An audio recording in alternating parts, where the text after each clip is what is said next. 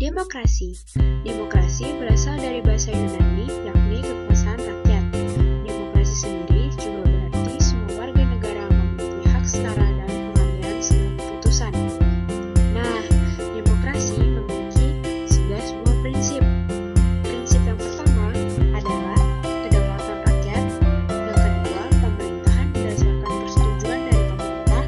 Yang ketiga, jaminan hak asasi manusia. Yang keempat, pemilihan yang bebas, adil dan jujur. Yang kelima, kekuasaan mayoritas. Yang keenam, hak-hak minoritas. Yang ketujuh, persamaan di depan hukum. Yang kedelapan, proses hukum yang wajar. Yang kesembilan, pembatasan pemerintah secara konstitusional. Yang kesepuluh, keberagaman sosial ekonomi politik. Dan yang terakhir, kerjasama dan mufakat. Lalu, ciri-cirinya adalah: pertama, adanya keterlibatan warga negara dalam pengambilan keputusan politik. Yang kedua, adanya pengakuan, penghargaan, dan perlindungan terhadap hak asasi manusia. Yang ketiga, persamaan hak bagi seluruh warga negara. Yang keempat, adanya lembaga peradilan dan kekuasaan kehakiman yang independen. Yang kelima, adanya kebebasan dan kemerdekaan bagi seluruh warga negara. Yang keenam, adanya pers atau media massa yang bebas untuk menyampaikan informasi dan mengontrol perilaku dan kebijakan pemerintah untuk mencegah adanya pemilu.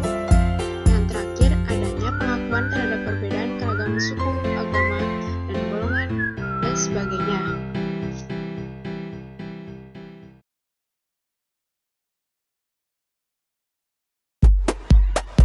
Berikut ini adalah beberapa negara demokrasi penuh.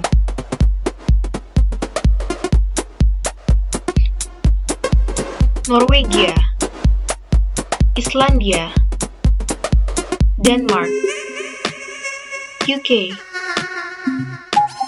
Selandia Baru, Australia, Kanada, Amerika Serikat, Jepang, Uruguay. Dan ini adalah beberapa negara yang demokrasinya tidak sempurna. Indonesia, India, Malaysia, Filipina, Brazil, Argentina, Lesotho, Ghana, Zambia, Mongolia.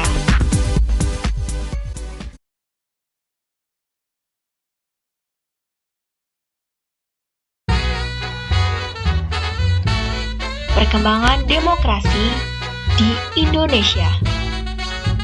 Pada era Presiden Soekarno, yaitu pada tahun 1956, Indonesia sempat menganut demokrasi terpimpin.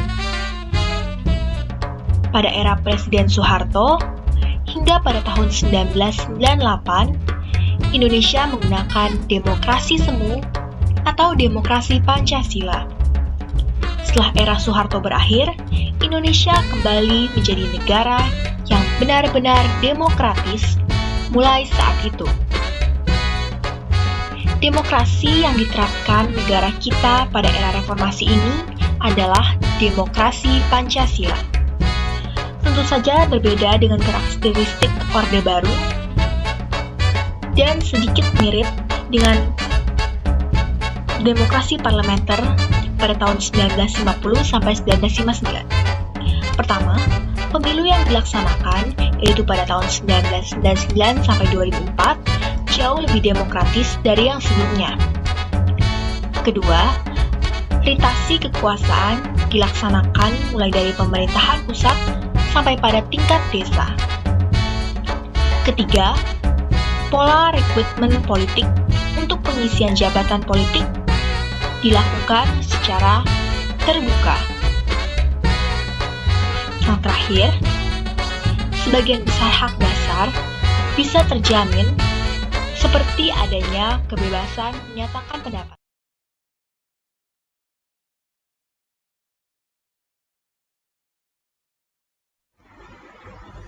penyimpangan demokrasi di Indonesia.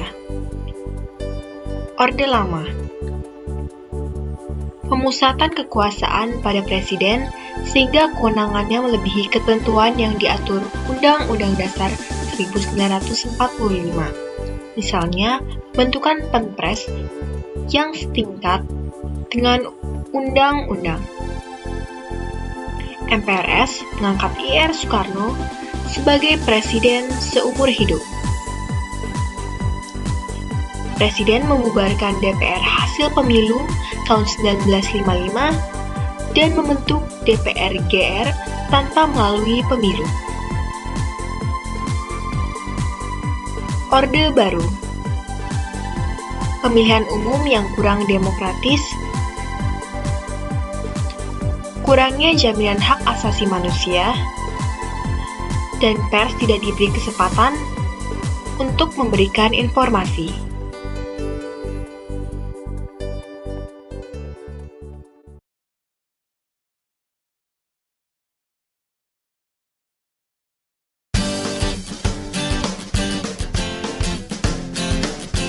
Apa sih pentingnya demokrasi?